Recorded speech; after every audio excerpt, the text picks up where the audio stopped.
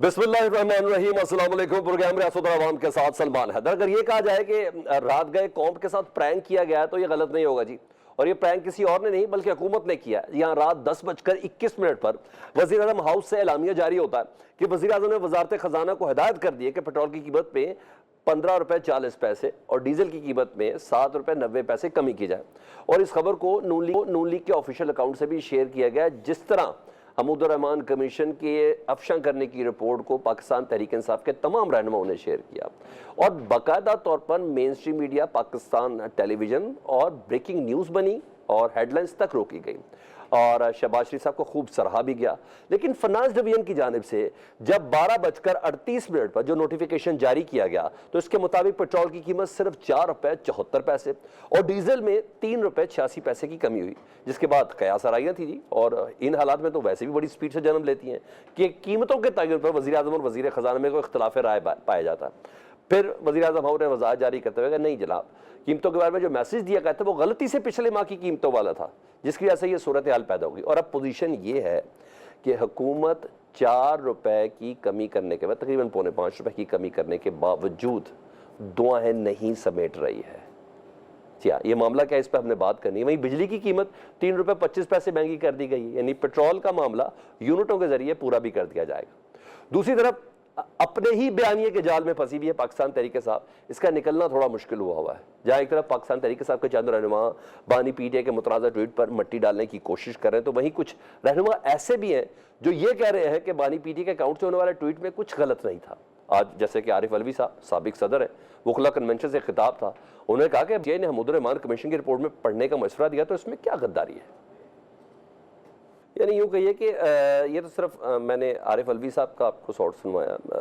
यूँ लग रहा है पाकिस्तान तहरीक इंसाफ थोड़ा डगमगाई, थोड़ा गड़बड़ाई और फिर अपने पैरों पर खड़ी होगी और स्टांस उन्होंने फिर ले लिया है कि नहीं, हमने कुछ गलत नहीं किया, नहीं तो अब तक ट्वीट ज़रूर डिलीट हो जाता।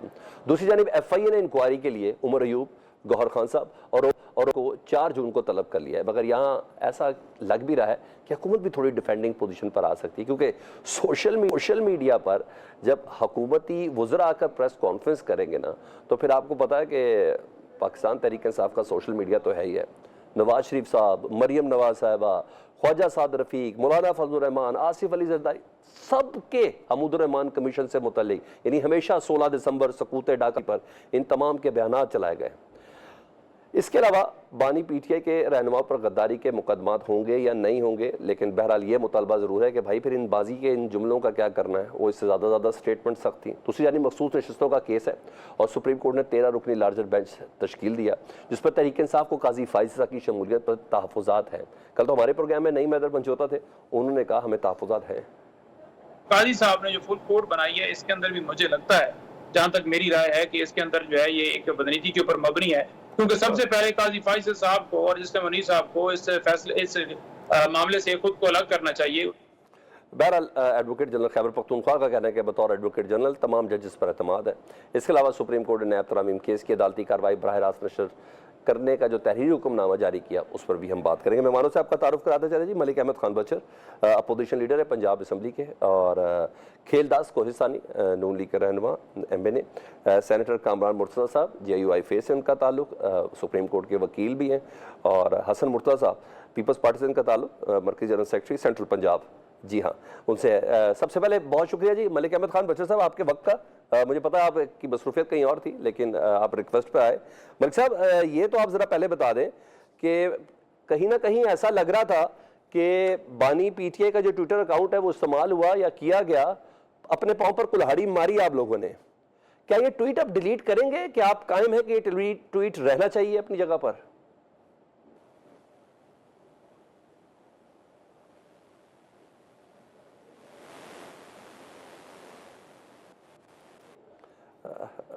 मलिक अहमद खान साहब की आवाज़ हम तक नहीं पहुंच रही। हम खेलदास कोहिस्तानी साहब के पास चला जाते हैं। खेलदास, अगर मेरी आवाज़ आपको आ रही है सर, तो ये बताइएगा कि हमीदुर रहमान कमीशन की बात करना, इसको पढ़ने का कहना, क्या ये जुर्म है? बड़ी मेहरबानी, आपने अपने प्रोग्राम में मदऊ किया और मुझे अपना नुक्ता नज़र पेश करने का मौका फराहम किया। देखें, इस पे तो जो सवाल आपने किया हमीदुर रहमान कमीशन का, वो तो अपनी जगह ठीक है, मगर इस पे खुद पीटीआई के अंदर जितनी तकसीम हो चुकी है, आप अली मोहम्मद साहब का बयान सुने, वो कहता है कि आइंदा ऐसा नहीं होगा, और ये ट्वीट गलती से, जितने लीडर हैं उतनी बातें हैं, कोई एक का मुश्तरका कोई मौक़िफ़ नहीं है इस पार्टी का, सब अलग अलग तरीके से बोल रहे हैं, कोई डिसऑन कर रहा है, कोई ऑन कर रहा है। मगर अफसोस की बात यह है, जो ट्वीट अभी तक मौजूद है जो बानी पीटीआई के अकाउंट पे, एक्स पे, वो अभी तक डिलीट नहीं किया गया। ठीक है। और हमें बड़ा अफसोस होता है कि जब आप तशबीह कर रहे हैं सिपह सालार की, तो आप क्या पैगाम देना चाहते हैं? एक तरफ आप पाकिस्तान के आर्मी के ख़िलाफ़, सिपह सालार के ख़िलाफ़ इल्ज़ाम भी लगाते हैं, उनके ख़िलाफ़ आर्टिकल बैरून मुल्क में जाके छपवाते हैं। ठीक है। तो ये एक सिलसिला है, ये एक फसादी टोला है जो पाकिस्तान को कमज़ोर करना चाहता है। तो ये जुर्म तो कई बार मियां मोहम्मद नवाज शरीफ साहब ने भी किया, मरियम नवाज साहब ने भी 2020 में किया। उन्होंने भी बोला कि एक डिक्टेटर के जरिए मुल्क को दो लख्त किया गया, वोट को इज्जत नहीं दी गई, मैं वो चला नहीं सकता, माजरत चाहता हूँ।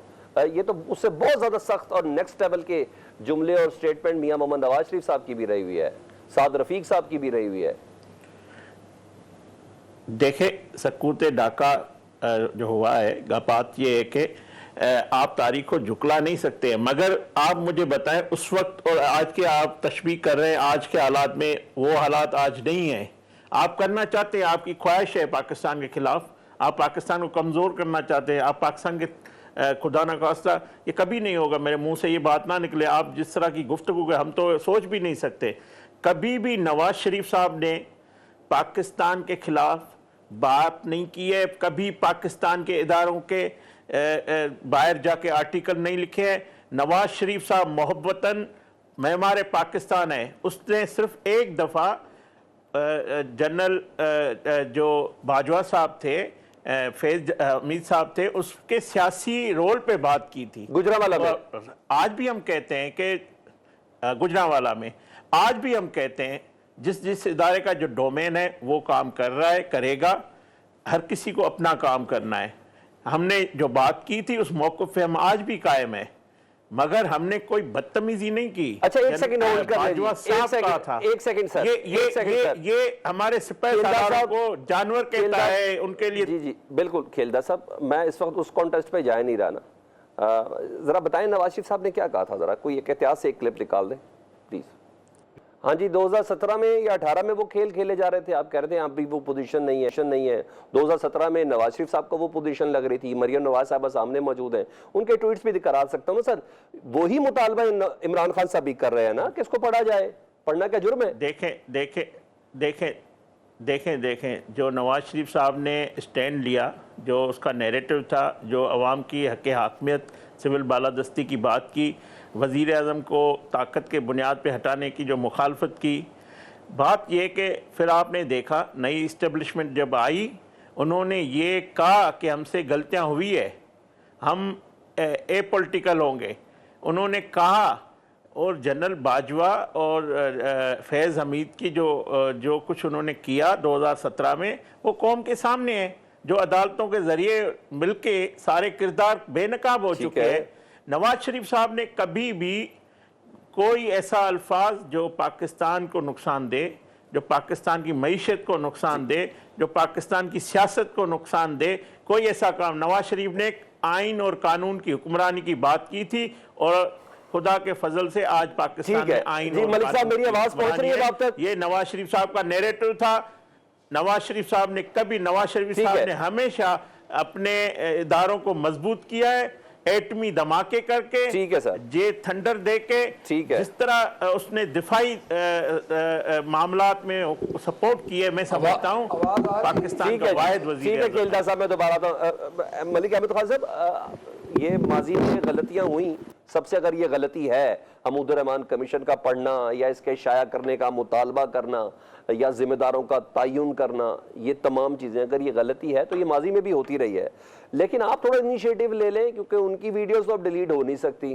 तो जिस तरह पाकिस्तान तहरीक इंसाफ ने उसको सोशल मीडिया पर वायरल कर दिया है, नवाज शरीफ साहब, मरियम नवाज साहबा, साद रफीक साहब, मौलाना फजल रहमान साहब, आप ही ट्वीट जरा डिलीट कर दें, थोड़ा ठंडा कर लें, क्या मामला है? देखिए जी, बात यह है कि मुझे क्लियर क्योंकि आवाज़ डिस्कनेक्ट हो गई थी तो मैं बात सही से नहीं सुन सका। आखिरी मैंने ऐसा सुना है, मैं पहले क्लियर कर दूंगा। हमारे जो ये भाई हैं इधर खेलदास रिप्रेजेंटेशन कर रहे हैं। अच्छा, बात यह है कि इन्होंने कहा कि मियां नवाज शरीफ साहब ने कभी कोई ऐसी बात नहीं की। मेरे ख्याल में इनमें इनकी मालूमात इस सिलसिले में थोड़ी कम होगी, या इनको पता नहीं है, या ये वैसे ही उस बात को नहीं कर रहे। बात यह है कि 3 चीज़ें तो मैं इनको बता दूं कि लाहौर डिक्लेरेशन में मियां साहब ने कहा था कि हमें सरहदों की ज़रूरत नहीं है, हमारे दिल मिले हुए हैं। आपको भी शायद याद होगा, ये ऑन रिकॉर्ड था और उन्होंने ये कहा था कि मेरी पीठ पे छुरा घोंपा गया। जी जी बिल्कुल। गुजरांवाले वाली जो तारीख, जो गुजरांवाले जलसे वाली जो उनकी स्पीच है, वो शायद आपको याद हो कि उन्होंने उस वक्त के जो आर्मी चीफ, मैं इसलिए कह रहा हूँ कि आर्मी चीफ का जो उस वक्त जो ये कह रहे हैं, मैं उसका जवाब दे रहा हूँ। उस वक्त उन्होंने क्या बात की थी। उसके बाद आपको याद होगा कि उन्होंने कैटेगोरिकली कहा था कि मुजीबुर रहमान गद्दार नहीं है। वो वीडियो भी आपके पास होगी, नहीं होगी तो मैं भिजवा दूंगा कि उसको गद्दार बनाया गया। देखिए, बात ये है कि यहाँ पे पॉइंट स्कोरिंग की बात नहीं है। हम ये चाह रहे हैं कि आपको कंटेंट्स बताएं। देखिए, महमूदुर रहमान कमीशन की रिपोर्ट एक हकीकत है, 71 का वाक़या एक हकीकत है। ये दोनों चीज़ें एक हकीकत है। क्या आप 71 के वाक़े से इनकार कर सकते हैं? कितनी बदकिस्मत वाक़या हुआ है हमारी पाकिस्तान की तारीख में, जब एक बाजू हमारा कट गया। उसके बाद क्या उस वक्त जो महमूदुर रहमान कमीशन बनाया गया था वो हमने बनाया था? उस वक्त के जो थे हुक्मरान जो बनने वाले थे, जो बने थे, उस वक्त बना था। और महमूदुर रहमान कमीशन की रिपोर्ट कितना अरसा दबी रही। और अब अगर महमूदुर रहमान कमीशन को पढ़ने का कहा गया है तो उसमें कोई ऐसी नई बात नहीं है। रह गई वीडियो क्यों लगी, तो वीडियो हमने तो नहीं बनाई थी, उस वक्त की वीडियो थी और हर जगह पे वो चली है। सर एक्चुअली ना मामला ना मलिक अहमद खान साहब मेरा सवाल सुन ले। मामला ये है कि मामला ना आपने खुद ही खराब कर दिया। तर्जुमान साहब कहते हैं कि जी वो अमेरिका से ऑपरेट होता है। अच्छा, बैरिस्टर गौहर का साहब कहते हैं इमरान खान साहब को इस बात का पता नहीं। अब अली मोहम्मद खान साहब कहते हैं कि नहीं। आरिफ अलवी साहब कहते हैं इसमें कौन सी गलत बात है अगर मुतालबा कर दिया। आप लोग खड़े हुए किधर हैं? एक जगह पे खड़े रहे ना सर। देखिए, मेरी बात सुने, मैं आपको बताता हूँ, ये जितना भी काम हुआ है ना जी, इसमें डेफिनेटली पार्टी का एक मौक़िफ़ है, कोर कमेटी का कल एक मौक़िफ़ आ चुका है। दूसरी बात ये है कि हम कभी भी इनकार ये नहीं करेंगे। देखिए, जो प्राइम मिनिस्टर ऑफ पाकिस्तान होता है, एक प्राइम मिनिस्टर ऑफ पाकिस्तान को फांसी पे चढ़ाया गया और 40 साल 30 साल बाद 50 साल बाद पता चला जी कि वो जुडिशल मर्डर था। हम तो पहले दिन से ये कहते थे। एक वजीर आजम जो कि वजीर आजम रह चुकी थी, वो आके जब वो पाकिस्तान आई तो उनको शहीद कर दिया गया। देखिए, बात ये है कि आप चीज़ों के कंटेंट्स को समझें। ये इस छोटी छोटी बातों को ये इतना लंबा लेके जा रहे हैं। अगर आप हिस्ट्री निकालें तो हिस्ट्री में तो जिस तरह मेरे भाई कह रहे थे कि मियां नवाज शरीफ ने आज दिन तक किसी इदारों के खिलाफ कोई बात नहीं की, वो तो कल वाली स्पीच में इदारों के खिलाफ बात कर रहे थे। इवन जो फॉर्म 47 के जो प्रेजेंट प्राइम मिनिस्टर हैं वो बात कर रहे थे कि काली भेड़ें कह रहे थे इनको जजेस को। यानी जो हमारे बोगस मुकदमात जितने जो 9 मई के हैं, जो कि हम मुतनाज़ा तरीन उस वाक़े को समझते हैं, उसमें जो हमारी जमानतें ले लें, जो हमारा मेरिट कर रहे हैं, वो काली भेड़े हैं दूसरे। यानी ये चीज़ें, ये डिस्क्रिमिनेशन जो पैदा हो रही है, ये गड़मास सा जो बचा हुआ है। मैं आपको एक बात बताऊं कि पाकिस्तान की इस वक्त ये पोजीशन है कि जिस तरह एक दल में एक ट्रैक्टर खड़ा होता है और वहां पे वो चल के वहीं पे गड़ा पैदा हो रहा था, यहाँ पे गड़ा पैदा हो रहा है। इतनी अफरा तफरी है। देखिए, बात से भी जान लेते हैं ना हम मलिक अहमद खान साहब, पीपल्स पार्टी से भी जान लेते हैं कि वो इस मौके पे कहाँ खड़ी, क्योंकि वीडियोस और ऑडियोज और ट्वीट्स तो सबके मौजूद हैं। हसन मुर्तज़ा साहब, आप ये बताएं, बानी पीटीआई का जो अकाउंट है वो डिलीट होना चाहिए, हुकूमती रद्द-ए-अमल के साथ आप साथ खड़े हैं यहाँ के?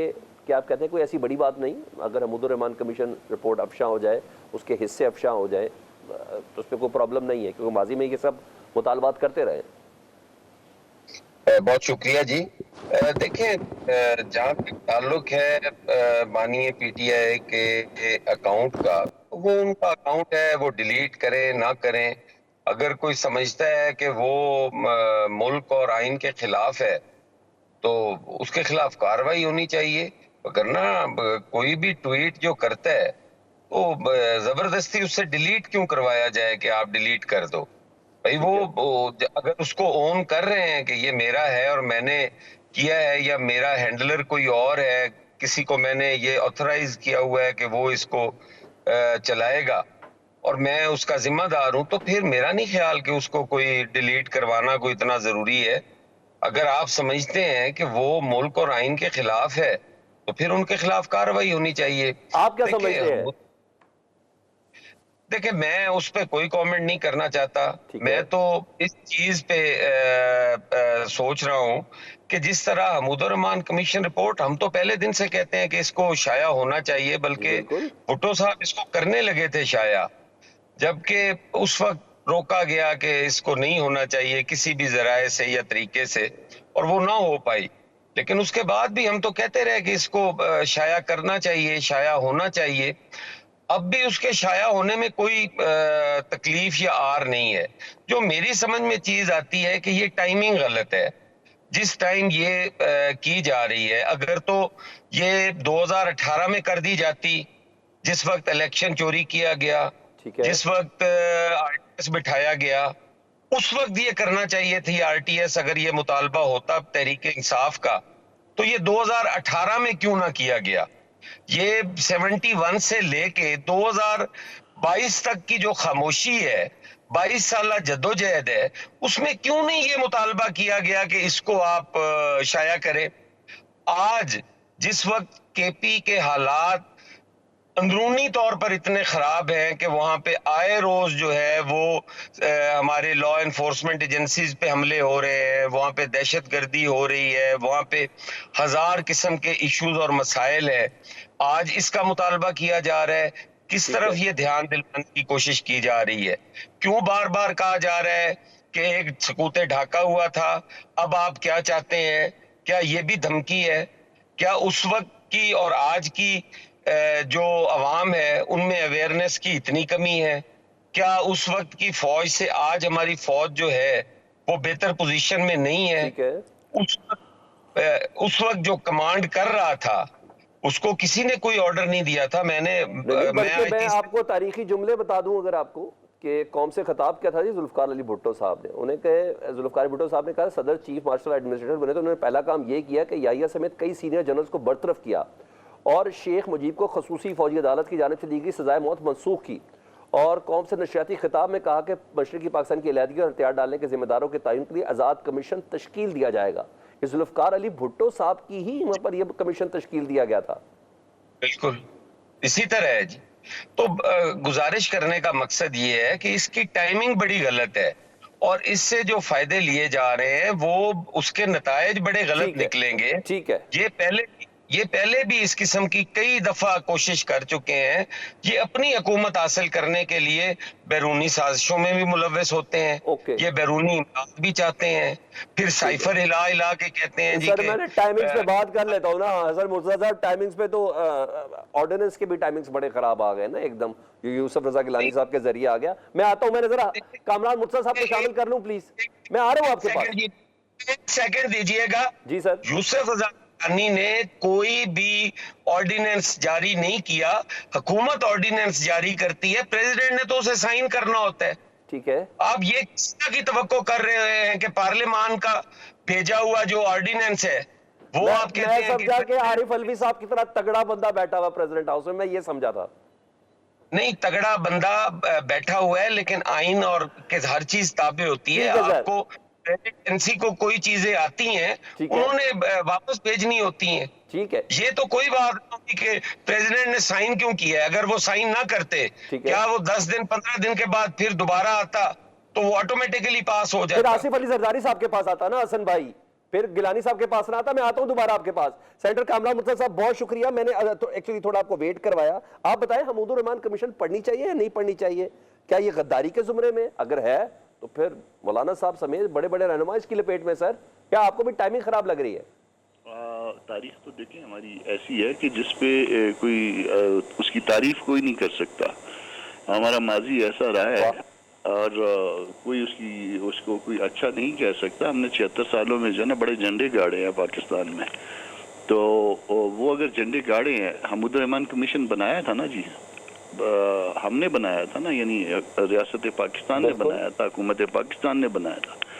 अगर बनाया था तो अगर वो रिपोर्ट अगर आ जाती है, पब्लिक हो जाती है, तो कोई हर्ज नहीं है। अगर हम अपनी गलतियों के ऊपर जो है ना उसको कालीन के नीचे दबाते रहेंगे, उसके ऊपर मिट्टी डालते रहेंगे, तो फिर तो हम गलतियों को कभी दुरुस्त नहीं कर पाएंगे। तो अगर वो गलतियां जो है, वो गलतियां सबसे हुई हैं, फौज से भी हुई हैं, सियासतदानों से भी हुई हैं, अदलिया से भी हुई हैं। अदलिया ने भी बड़े अजीब अजीब फैसले दिए हैं। जस्टिस मुनीर से शुरू करें आप, जो है ना वो रोने पे दिल कर। तो हम सब ये अगर इसको जो है ना वो कहेंगे जी नहीं इसको हाथ नहीं लगाना है, और इसको जो है ना वो क्यों ये जो है ना वो बुरा एरिया है, ये अच्छा एरिया, बुरे एरिया में जो है ना वो नहीं घुसना, इसमें हमारी इज्जत मुतासिर होती है, तो वो गलत है, उसमें वो गद्दारी नहीं होती है। ये इससे फर्क कोई भी नहीं पड़ेगा। मगर इसको के साथ साथ जो है ना 4.25 साल तो इमरान खान साहब ने हुकूमत की है, तो अगर उसी वक्त जो है ना इसको पब्लिक कर देते फिर क्या था? उसमें भी कोई हर्ज नहीं था। उस वक्त जो है ना वो भी जो है ना वो हमारा अलमिया ये है कि हम सारे जो है ना उनके साथ मिले होते। प्रेस कॉन्फ्रेंसेस कर करके हम 2-3 दिन से ना हम प्रेस कॉन्फ्रेंसेस ही देख रहे हैं। गवर्नमेंट खुद ही इसी हिसार के अंदर फंसी हुई नजर नहीं आ रही, क्योंकि अब तो उन्हीं के लीडर्स और सरबराहान की गुफ्तगू सामने आई जा रही है। ये नॉन इश्यूज हैं, इसको 100 दफा पब्लिक हो जाए, 100 दफा पब्लिक ना हो, ये सारे नॉन इश्यूज हैं। सबको इन मामलात का पता है। आप ये इसको पब्लिक किया इंडियंस ने, तो इंडियन से सारा कुछ जो ना आ गया। आज आपके नेट पे सारा कुछ आज भी अवेलेबल है। पब्लिक होना चाहिए ना, हो जाए, कोई हर्ज नहीं है। क्या फर्क क्या पड़ेगा? हमारी एक गलती है, देखिए हमारी एक गलती है, एक गलत काम हमने किया है। अगर गलत काम अगर आपने उसको आइंदा नहीं करना, उसकी दुरुस्तगी करनी है, तो हो जाए, लोगों को पता चल जाए कि जी हमारे बड़ों ने जो है ये गलती की थी, हमारे सीनियर्स ने ये गलती की थी, और उसके बाद वो नहीं होना चाहिए, रिपीट नहीं होना चाहिए। असल चीज ये है कि वो रिपीट नहीं होनी चाहिए उस तरह की। अच्छा, यानी आप कह रहे हैं कि बिल्कुल नॉन इशू है, तो यानी उमर अयूब, गौहर खान और रऊफ हसन को जो 4 जून को तलब किया FIA ने, तो बिल्कुल गलत तलब किया। ये इनके पार्ट पे गलती है, और उनको जो है ना वो अगर वो बहुत जो है ना उनकी नेक नियति इसमें शामिल है, तो वो अपने 4.25 साल में इसको ओपन कर देते, उसको पब्लिक कर देते। क्या रिश्ता उसमें? उनको किसी ने रोका तो नहीं था उस वक्त, तो वो उनके साथ मिले हुए थे। ठीक है, एक छोटी सी ब्रेक लेते हैं। ब्रेक के बाद जी 13 रुकनी बेंच है जी सुप्रीम कोर्ट का, और उस बेंच के ऊपर पाकिस्तान तहरीक इंसाफ धीमा एतराज़ कर रही है, और वजह वो भी सॉलिड करे, लेकिन KPK की जो हुकूमत है वो कह रही कि नहीं, हमें मुकम्मल एतमाद है। ये क्या मामला है? और दूसरा, आज बाकायदा तौर पर एक रिटन हुक्म भी सामने आ गया कि जो नैब इस्लाहत वाला जो केस था, उस केस पे इमरान खान साहब की पेशी, उसको बराह रास्त नशर क्यों नहीं किया गया। इस ब्रेक के बाद वेलकम बैक। मखसूस नशस्तों का केस है, 13 रुकनी बेंच से तश्कील दिया गया है, जिसकी सरबराही जस्टिस काजी फाजिसा साहब खुद कर रहे हैं। पाकिस्तान तहरीक इंसाफ के जो वकला रहनुमा हैं वो शदीद किस्म का एतराज़ कर रहे हैं काजी फाजिसा साहब के इस बेंच की सरबराही के हवाले से। मगर इधर सियासी रहनुमा मेरे पास मौजूद हैं, मलिक अहमद बशर साहब, उनसे जाँच लेते हैं। सर मलिक साहब, आप बताइएगा, आपको कोई एतराज़ तो नहीं है? क्योंकि अटर्नी एडवोकेट जनरल KPK को भी एतराज़ नहीं, उन्हें कहा हमें किसी किस्म की कोई प्रॉब्लम नहीं। अगर ये 13 रुकनी लार्जर बेंच बात कर ले, अगर इसका वंस फॉर ऑल फैसला सुना दे, तो आपको कोई एतराज़ है? देखिए जी, बात यह है कि एक होती है अखलाकियात, ठीक है, एक होते हैं टेक्निकल पॉइंट्स। देखिए, असूलन तो आपको याद होगा जब हमारे केसेस लगे होते थे तो एक एक जज हट जाते थे। एक दफ़ा एक इतराज़ हुआ था एक जज पे कि इनके कोई रिश्तेदार हैं जिन्होंने वो इलेक्शन पटिशन की हुई है, तो वो जज साहब खुद विड्रॉ हो गए थे। जस्टिस मंसूर अली शाह साहब, जस्टिस मंसूर अली शाह साहब की बात कर रहे हैं। Justice Mansoor Ali Shah, I think वही थे। क्योंकि बात यह है जी कि हम तो अदालतों को फेयर ट्रायल के लिए और ट्रांसपेरेंट ट्रायल के लिए मानते हैं, बट आप देख रहे हैं कि जो इंटेंशंस थी, जिस तरह केसेस के फैसले हुए हैं, तो उन जजेस को तो खुद अलहदा हो जाना चाहिए।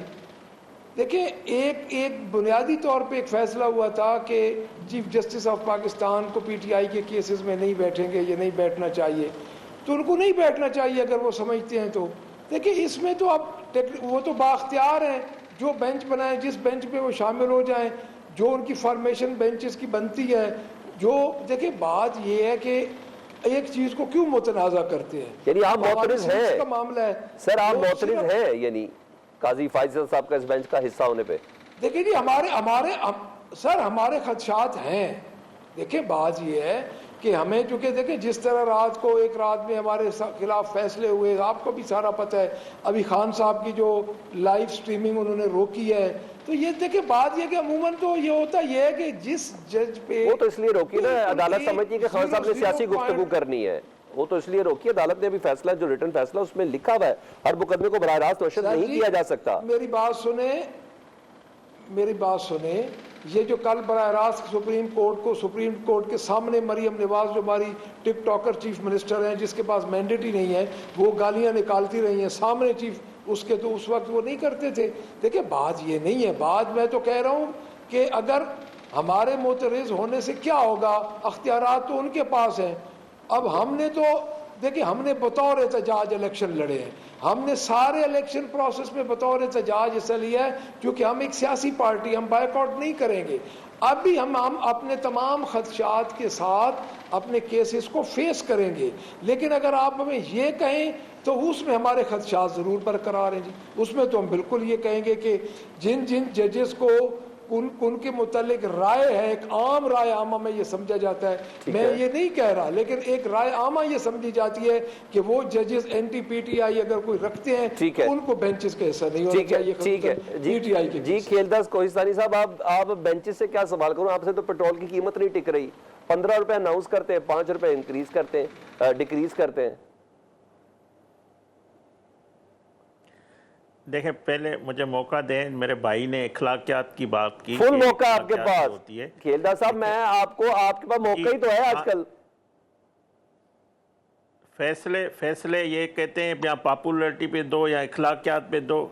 भाई फैसले जजेस जो फैसले करते हैं या करने चाहिए वो आइन और कानून के मुताबिक करना चाहिए। ठीक है। आपको पेशावर हाई कोर्ट में शिकस्त हुई, पेशावर हाई कोर्ट ने ये जो है बाकी जमातों उनके हक में आया, इलेक्शन कमीशन ने फिर उन जमातों को दी। और आप माजी में जब से ये रिजर्व सीटें आई, आप हिस्ट्री निकालें, आप देखें जब भी आज़ाद उम्मीदवार किसी जमात में नहीं जाते तो उसकी कैलकुलेशन नहीं होती है। ठीक है। और जो आइन के मुताबिक जो इलेक्शन कमीशन है, एक्ट जो बना हुआ है, उसके मुताबिक अगर पीटीआई सुन्नी काउंसिल की नहीं बनती तो उन्होंने नहीं दी। अगर आइंदा फुल कोर्ट, तो इसको खुश होना चाहिए कि तमाम जजेस, एक बड़ा फोरम है वहाँ पे ये फैसला हो रहा है, एक अहम फैसला है।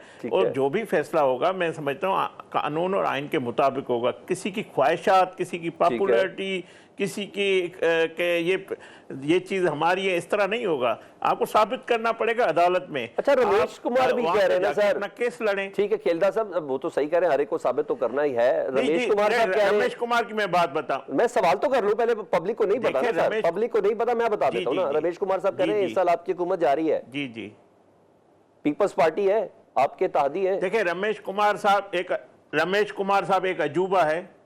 अच्छा। जो कभी जो है नून लीग में था, हमारी पार्टी में था, फिर उड़ के चला गया, परंदा जैसे होते हैं, पीटीआई में। अभी हमारे पीपल्स पार्टी दोस्तों के पास चला गया है। ठीक है। अब उसको इस वक्त वो मुअत्तल है, उसकी एमएनए, उसके गम में मैं बराबर का शरीक हूँ। अल्लाह करेगा उसके हक में फैसला है। हम तो हमारी सीटें बढ़ेगी, वो भी हमारी काउंट होगी। मगर ये इस तरह की गुफ्तगू करना, मैं समझता हूँ ना वो पामिस्टर है, ना वो कोई रूहानी शख्सियत है। वो मैं भी एक गुनहगार आदमी हूँ, वो भी एक गुनहगार आदमी है। इस तरह की मूंगियाँ मारना, टीवी पे शोहरत करना हमारे इत्तेहादी पार्टी का है, मगर मैं समझता हूँ वो किसी पार्टी के साथ नहीं है, वो अपनी ज़ात के साथ है। इस तरह वो टीवी में जिंदा रहना चाहता है। तो ये भले इस तरह की बातें करते हैं, बात की आप बुरा ना मनाएं। नहीं, इस बात को कोई नोटिस नहीं लेता। रमेश कुमार की बात, क्या खुर्शीद शाह को भी कोई नोटिस नहीं लेता सर? खुर्शीद शाह को भी कोई नोटिस ना ले, ताज अदर को भी कोई नोटिस ना ले। अब आप मुझे बता दें, इसके अलावा जो दीगर रहनुमा बात कर रहे हैं पीपल्स पार्टी के, उनमें से किसी को कोई नोटिस ना ले सर? अब अब आप खुर्शीद शाह और ताज हैदर के साथ रमेश को ना मिलाएं। ठीक है। मैं लाइट मोड में कह चलो रहा हूं। ठीक है, ठीक है। उनका मैं हसन मुर्तजा साहब से हसन मुर्तजा साहब से रिस्पॉन्स ले लेता हूँ ना। अगर जो उसने बात की है, मैं जो ठीक है। सवाल आपका है, मैं यानी उस पे आपको सीरियसली जवाब लेना। दे रहा हूँ। जी हसन बात भाई, ये है कि देखें, मेरे दोस्त ने कहा कि ये इनको अदालत में क्यों नहीं जाके केस है। अपना लड़ने, आप इंतजार करें। सर, अदालत में आपको फैसला आ गया तो आपने काली बेड़े क्या दे रहे हैं? शिकस्त नजर आ रही है सर, आपको पता है अदालत कि भी तो हमें ये बेचारी चीजें किस नहीं पोजीशन मिल पर रही हैं, खड़ी है। तो आ रहा हूँ आपने खेलदार सोशल मीडिया साहब। पे चीफ जस्टिस के खेलदार खिलाफ साहब आ रहा हूँ आप आपके पास ये- दोबारा। शादी ये आप बताए ना, कहते हैं कि रिस्पॉन्ड कर दे। हम इदारों की एहतराम। जी हसन मुर्तजा साहब, आप चलो वो रिस्पॉन्ड कर जो दे। करता हूं जी, उनकी वो बात खत्म कर लें, मैं फिर करता हूँ। नहीं, वो तो अभी भी बोल रहे हैं, मैंने माइक ऑफ किया हुआ है। आप बोले, प्लीज रिस्पॉन्ड कर दे।